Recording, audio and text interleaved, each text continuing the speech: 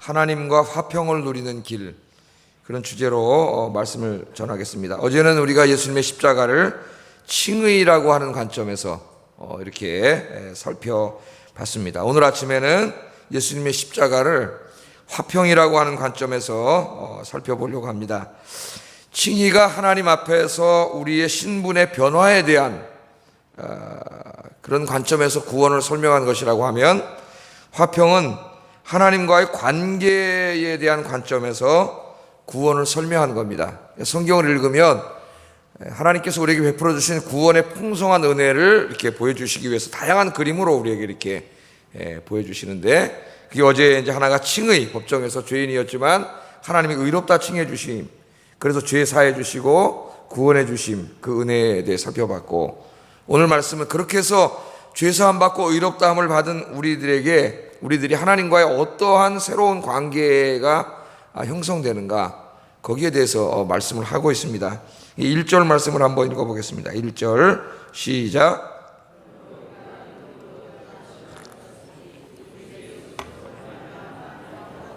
화평을 누리자. 아멘. 1장부터 4장까지, 로마서 1장부터 4장까지의 주된 내용이 뭐냐면 이신칭의, 어제 공부한 믿음으로 의롭다함을 받음, 거기에 대해서 얘기하죠. 그래서 5장을 시작할 때에 그러므로예요. 그러므로 우리가 믿음으로 의롭다 하심을 얻었다, 그 말입니다. 믿습니까 여러분? 얻었다. 그렇다면은 하나님과 우리와의 관계가 어떻게 되느냐, 이제 그런 걸 이제 설명하는 거예요. 그 다음이 칭의 다음에 이제 화평에 대해서 설명을 하는데, 의롭다 하심을 얻었은즉 우리 주 예수 그리스도로 말미암아 하나님과 더불어 뭐를 누리자고요? 화평을 누리자. 그렇게 말씀을 합니다. 예수 믿고 의롭다함을 받은 사람들이 이 땅에서 누리게 되는 가장 커다란 복이 있습니다. 이 땅에서. 어제는 칭의예요. 칭의. 그 칭의가 된 사람들이 이 땅에서 누리는 가장 큰 복이 뭐냐면은 하나님과 화평을 누리는 겁니다. 하나님과 화평을 누리는 거예요. 그러니까 화평을 누린다는 것은 관계론적인 의미입니다. 그래서 우리는 구원을 단지 이제까지는 내가 죄인이었는데 죄사함 받고 그냥 이제 의롭다 칭함을 받아서 구원 받았으니까 나중에 내가 이제 저 종말의 천국까지, 죽어서 혹은 천국까지, 이렇게만 생각을 했어요. 그것도 맞는 말이지만은 그거는 이제 구원에 대한 한 부분만을 본 거예요. 이제 아주 더 풍성한 의미가 있는데 이게 화평입니다. 화평은 우리가 예수 믿고 구원받아서 누리게 되는 굉장히 많은 그런 이 복, 영육간의 복을 잘 우리에게 전달해주는 그 신학적인 용어 중에 하나가 이 하나님과 화평을 누리게 되는 거예요. 그러니까 하나님과 관계론적인 거죠. 관계가 회복되었다는 겁니다. 여러분, 내가 누군가 이렇게 원수가 되어 있다고 한번 생각을 해보세요. 원수가. 10절에 보면은, 오늘 다 읽지 않았지만은 하나님과 우리 사이가 원수지간이었다래요. 원수지간. 자, 읽어보겠습니다. 10절 시작.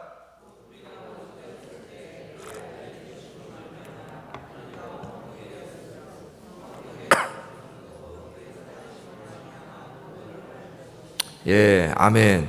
우리가 예수 믿기 전에는 하나님과 무슨 사이였다고요? 원수 관계였습니다. 하나님이 우리를 원수 삼으신 것이 아니라 우리가 스스로 하나님의 원수가 됐어요.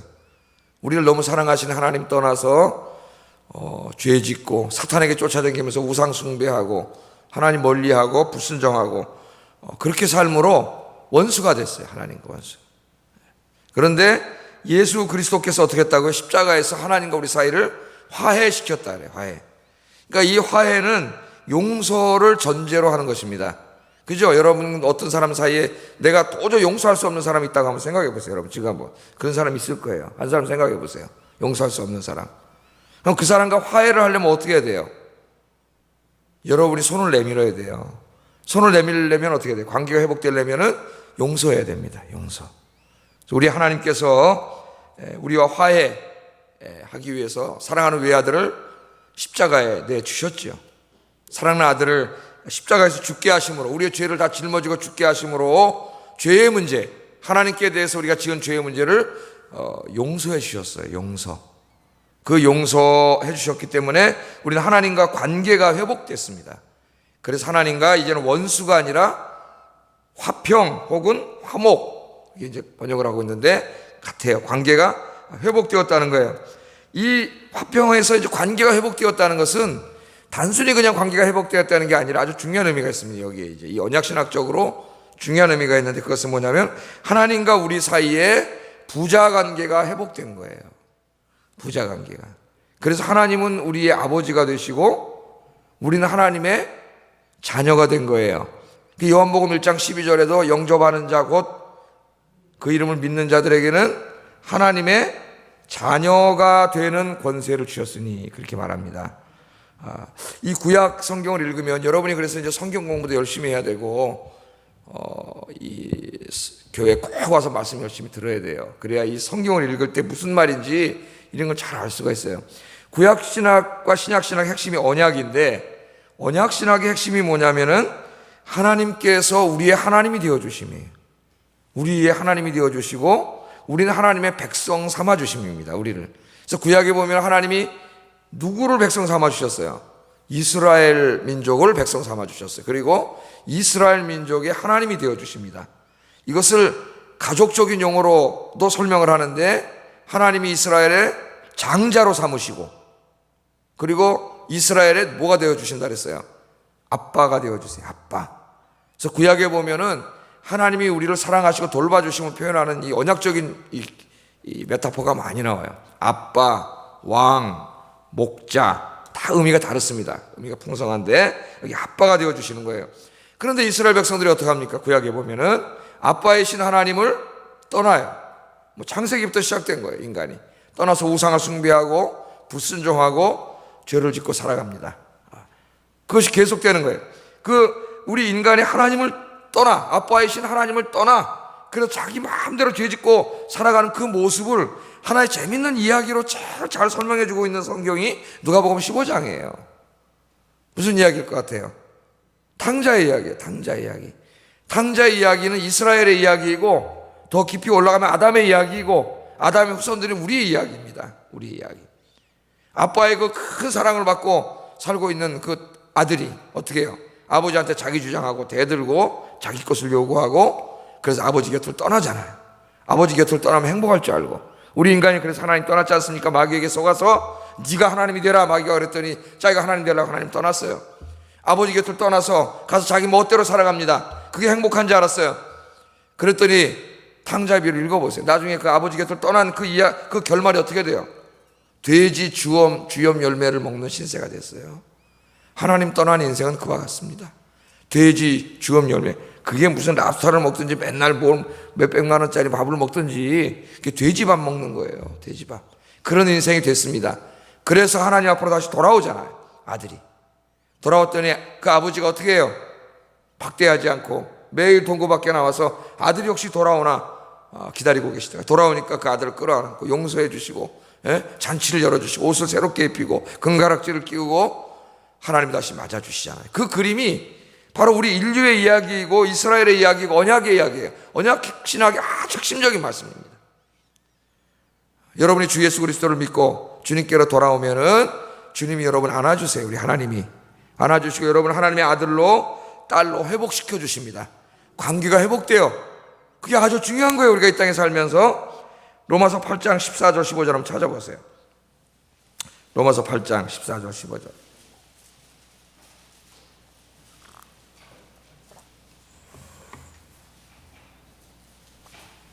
같이 읽겠습니다. 시작. 무릇 하나님의 영으로 하나님의 아들이라 너희는 다시 무서워하는 아바 아버지라 부르짖느니라. 아멘.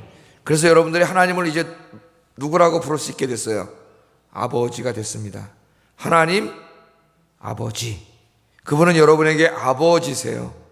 아빠세요. 믿습니까? 그래서 우리 예수님께서도 기도를 가르쳐 주실 때에 하나님에 대한 호칭부터 바꿔주셨어요. 뭐라고? 하늘에 계신 우리 아빠.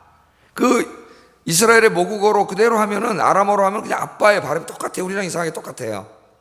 아빠. 아빠야, 아빠. 하나님을 뭐라고 부르라고요? 아빠라고. 근데 그 하나님 어떤 분이에요? 하늘에 계신 분이에요. 하늘에 계신 분은 저 초월에 계신 분이에요. 그분은 거룩하시고 전능하신 분이에요. 이 우주를 창조하신 분이에요. 거기에 비하면 우리는 먼지도 안 되는 사람이에요. 그런데 하늘에 계신 그분이 누구라고요? 우리의 이제는 뭐가 되셨어요? 아빠가 되셨어요. 아빠.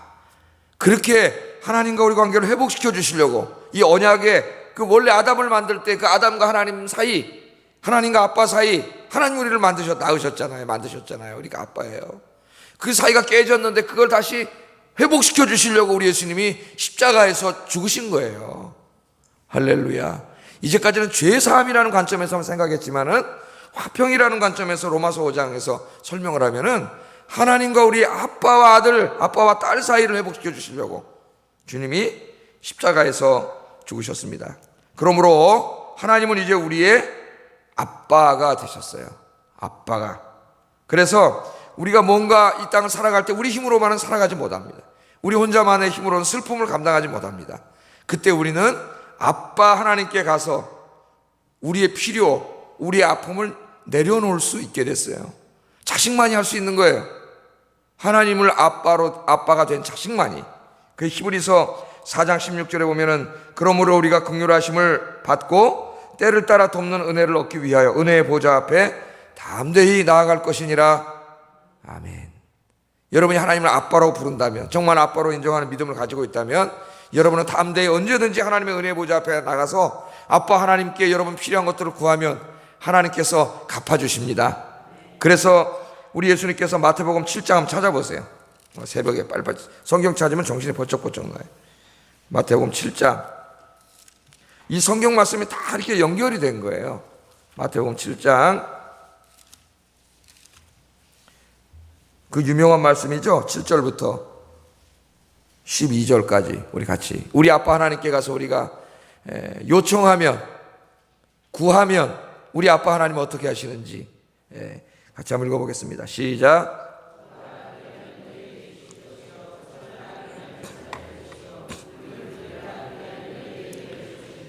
구하는 이마다 얻을 것이요 찾는 이가 찾아낼 것이요 두드리는 이에게는 열릴 것이니라. 너희 중에 누가 아들이 떡을 달라 하는데 돌을 주며 생선을 달라 하는데 뱀을 줄 사람이 있겠느냐. 너희가 악한 자라도 좋은 것으로 자식에게 줄 줄 알거든 하물며 하늘에 계신 너희 아버지께서 구하는 자에게 좋은 것으로 주시지 않겠느냐. 그러므로 무엇이든지 남에게 대접을 받고자 하는 대로 너희도 남을 대접하라. 이것이 율법이요 선지자니라. 아멘.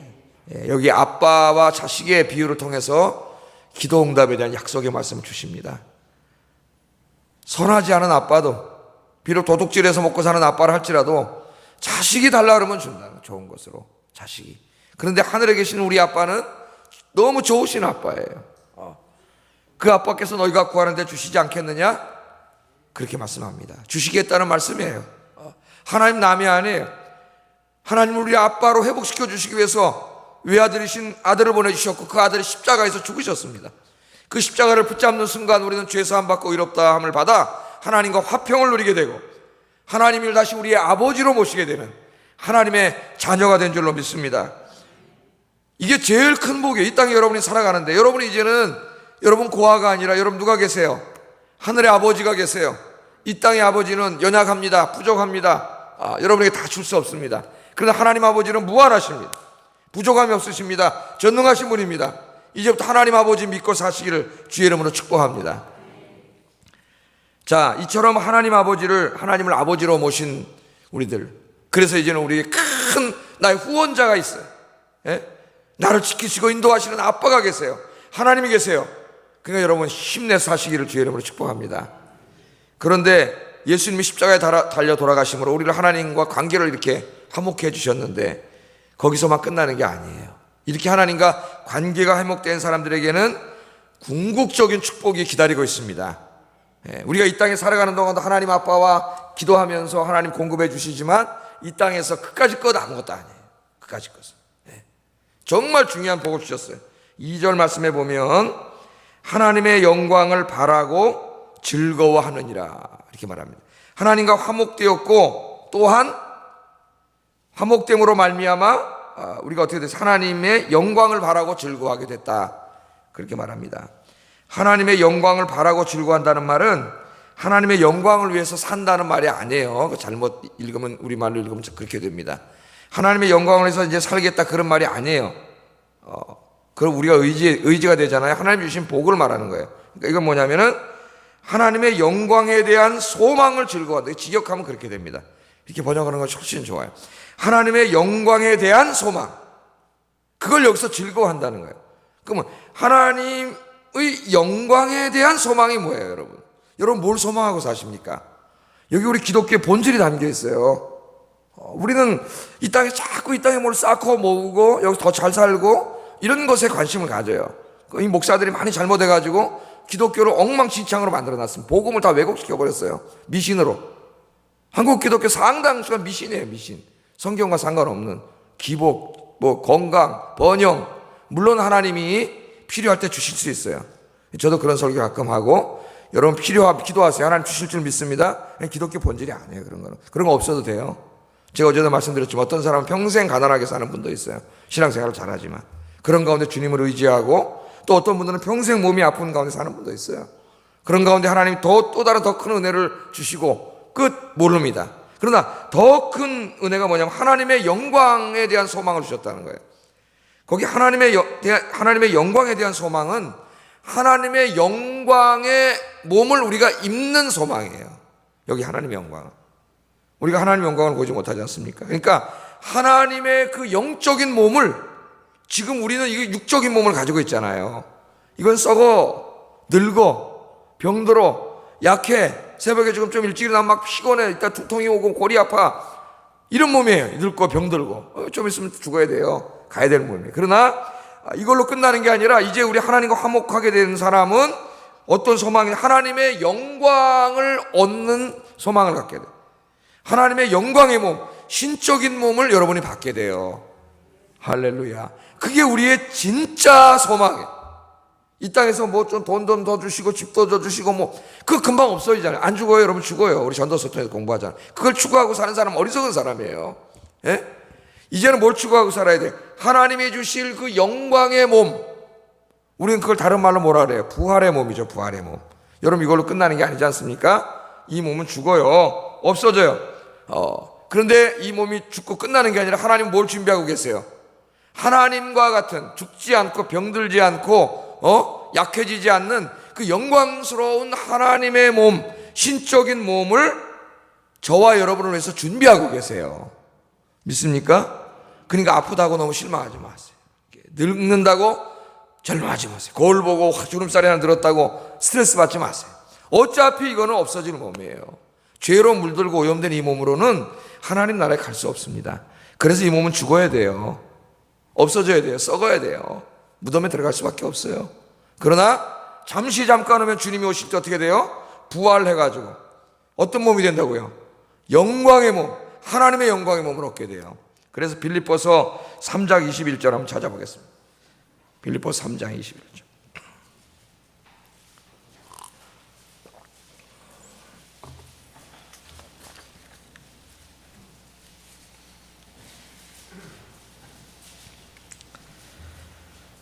중요한 말씀이에요. 읽어보겠습니다. 시작.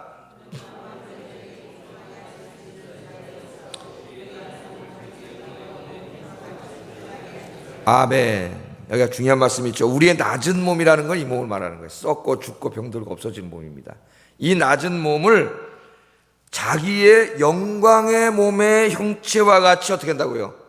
변화시키리라. 아멘. 네. 그러니까 우리의 이 썩을 몸을 변화시켜요. 그 영광의 몸을 우리 하나님께서 준비하고 계세요. 지금 다. 원래 하나님이 아담과 하와를 창조하셨을 때 하나님의 형상으로 창조하셨습니다. 그래서 인간은 원래 하나님의 형상을 반영하는 존재였어요. 그런데 우리가 죄를 지음으로 말미암아 하나님의 형상을 잃어버렸습니다. 먼저 100% 다 잃어버리진 않았지만 본질적인 의미의 하나님의 형상을 잃어버렸어요. 원래는 인간의 하나님의 형상이 드러나야 됩니다. 그래서 하나님을 보여줘야 되는데 세상에 우리가 마귀에게 쏘가가지고 마귀를 끌려다니다 보니까 마귀에게 순종을 해버렸어요. 그러니까 우리의 하나님의 형상이 사라지고 마귀의 형상이 들어왔어요. 인간이 마귀처럼 돼버렸어요. 악해졌어요. 사악해졌어요. 그러나 우리가 정말 예수 믿고 죄사함 받고 하나님과 화평하게 되면은 우리 안에 뭐가 생겨? 이제 하나님의 형상이 회복되게 돼요. 완전히 회복되지는 않습니다. 이 땅에서 이제 부활했을 때 완전히 회복되지만 회복되게 돼요. 그래서 정말 자꾸 예수를 잘 믿고 기도 열심히 하고 신앙생활 열심히 하면 할수록 그 사람의 얼굴은 어떻게 변할까요? 삶과 그 모습 전체가 하나님의 형상을 닮아가요. 그래서 여러분, 그 예수 잘 믿는 사람의 그 모습은 그 사람의 그 인상이랄까요? 그 삶 속에, 언어 속에 다 나타납니다. 그러니까 그 사람이 말하는 것, 얼굴 표정, 행동하는 것 보면 그 사람의 신앙의 정도가 다 드러나요. 정말 예수 잘 믿는 사람 어때요? 그 모든 말하는 것과 행동하는 것과 얼굴이 누구를 자꾸 닮아간다고요? 하나님의 형상을 닮아가요. 하나님의 형상. 이제 좀 이따 그 말씀이 나오는데 하나님의 형상으로 변화돼요. 그래서 결국에는 주님이 오시면 하나님의 영광스러운 그 몸, 형상으로 완전히 회복되게 됩니다. 그게 우리의 소망이라는 거예요. 소망. 그러니까 여러분, 이 땅의 삶은 정말 잠시 잠깐입니다. 오죽하면 성경에서 나그네라 그랬겠습니까? 여러분, 나그네. 고향에 가기 위해서 하룻밤 자고 가는 나그네인데 그 하룻밤 자는 여관에다가 뭘 그렇게 많이 쌓아놓으려고 욕심을 부리고, 그것 때문에 남을 못 살게 걸고 미워하고 싸우고 다투고 그 안에서도 사랑하지 못하고 욕하고 갈등을 느끼고 왜 그렇게 사냐는 거예요. 아주 잠깐에 잠깐 이 땅에 살 동안은 병에 걸릴 수도 있습니다. 육신의 핸디캡을 가지고 살 수도 있습니다. 늙고 병들어 거동하기 힘든 상태도 옵니다. 이 땅에 있을 때는 풍요롭지 못하고 가난할 수도 있습니다. 집 한 채 평생 없이 살 수도 있습니다. 그런데 진짜 예수 믿는 사람들은 그런 것 때문에 불행하지 않습니다. 할렐루야. 주님이 여러분을 위해서 준비해 주신 영원한 번향, 여러분의 고향이 있어요. 여러분이 돌아가야 할 집이 여기가 아니라고요. 집이 있다고요. 히브리서에서 공부한 것처럼. 거기 하나님께서 다 준비하고 계세요. 잠시 잠깐이면 영광스러운 몸으로, 부활의 몸으로, 다시 병들고 늙지 않는 너무 멋있는 주님 닮은 몸으로 변화시키셔서 거기서 영원히 살게 하실 줄로 믿습니다. 이 소망을 갖지 않으면 우리는 이 땅에서 살지 못합니다. 우리가 살다 보면 엄청난 고난이 몰려와요. 어제도 우리 사랑하는 우원영 권사님, 사랑하는 두 딸이 42살, 40살 그렇게 돼서 한 딸은 결혼하고 결혼하지 않고 부모님께 참 효도하던 딸들이었는데 갑자기 새벽에 아직 사인이 확실히 밝혀지지 않았지만 실식사로 추정된다. 갑자기 두 딸을 데려가셨습니다. 하나님이. 이 슬픔과 고통을 어떻게 감당할 수가 없어요. 너무 마음이 아프고 안타까워. 제가 이렇게 계속 이게 잠이 안 와요. 권사님 생각이 나가지고 저렇게 하고 계속 이게 꿈이었으면 좋겠다. 그런 생각이 계속 나요. 마음이 너무 아픕니다. 여러분, 이게 다라면 어떻게 살겠어요, 우리가? 이게 다가 아니에요. 이거 잠깐이에요. 잠깐. 이 잠깐 동안 살 동안은 누구에게나 다 옵니다. 이 일이 지금. 사랑하는 사람 다 보내야 돼요. 자연적으로 그냥 이렇게 늙어서 보낼 수도 있지만 그렇지 않은 경우가 우리 주변에 태반이에요, 여러분. 오늘 밤에 또 누가 죽을지 우리 몰라요. 또 남은 사람은 슬픔과 고통 속에 그렇게 살아야 됩니다. 여러분, 이 땅에만 소망 두고 사는 사람은 견딜 수 없어요. 하나님께 소망 두시고 사시기를 주의 이름으로 축복합니다. 이거 잠깐이에요, 잠깐. 10년 후, 20년 후에 다 죽을 사람 많아요. 뭐 좀 있으면 다 갈 거예요. 우리 잠깐 얼마 안 남았어요. 이거 이 땅에는 영원하지 않아요. 여기다 소망 두지 마세요, 여러분. 여기는 사명의 삶이에요. 하나님이 이 땅에서 우리에게 주신 사명이 있습니다. 그 사명 감당하기 위해서 사는 거예요. 우리의 본향, 우리의 영원한 안식은 주님 나라에 있습니다. 이 몸은 어차피 썩어서 없어지는 몸이에요. 안 그럴 사람 있어요? 좀 있으면 다 화구에 들어가야 돼요. 쟤밖에 안 남아요. 만큼밖에 안 남아요. 땅 속에 들어가도 요새는 땅에 잘 안 들어가는데 다 썩어서 없어져요. 잠시 잠깐 오면은 어리석게 살지 마세요, 여러분. 깨달으시기 바랍니다. 나에게 죽음이 안 올 것 같아요? 금방 다가와요. 어느 날 문득 다가옵니다. 나는 사랑하는 사람이 내 주변에 계속 내 곁에 있을 것 같아요? 그렇지 않아요. 이 땅에 소망 두고 이 땅만 바라보고 살면 이게 이겨나지 못합니다. 여러분, 잠시 잠깐 나그네 같은 안개 같은 이 땅의 삶을 이제는 이거 여기다 소망 두지 말고 하나님 나라의 궁극적인 소망 두고 주님께서 우리에게 주실 영광의 몸, 하나님의 영광의 몸을 우리 소망하면서 오늘 하루하루는 주님이 주신 덤으로 사는 인생으로 생각하고 은혜로 생각하고 더욱더 주의 일에 충성을 다하다 가시는 여러분 되시기를 주의 이름으로 축복합니다. 기도하겠습니다. 말씀을 생각하면서 기도하겠습니다. 오늘은 왜 하나님의 아들이 이 땅에 오셔서 그 십자가에서 고난 받으셔야 됐는가? 화평이라고 하는 주제로 오늘 말씀을 전했습니다. 첫째, 하나님과 화평을 누린 자로서 이제 하나님과 부자관계가 회복되었습니다. 하나님을 아빠로 섬기고 아빠로 모시고 하나님 의지하고 이 거친 세상, 죄악 세상, 슬픔과 고난이 가득한 세상을 이겨내게 하여 주시옵소서 기도하시고, 이 땅에 소망 두지 말고 하나님이 천국에 준비해 놓으신 하나님의 영광의 몸, 부활의 몸을 소망하면서 이 땅의 삶을 은혜로 생각하고 사명 감당하게 하소서 기도하겠습니다.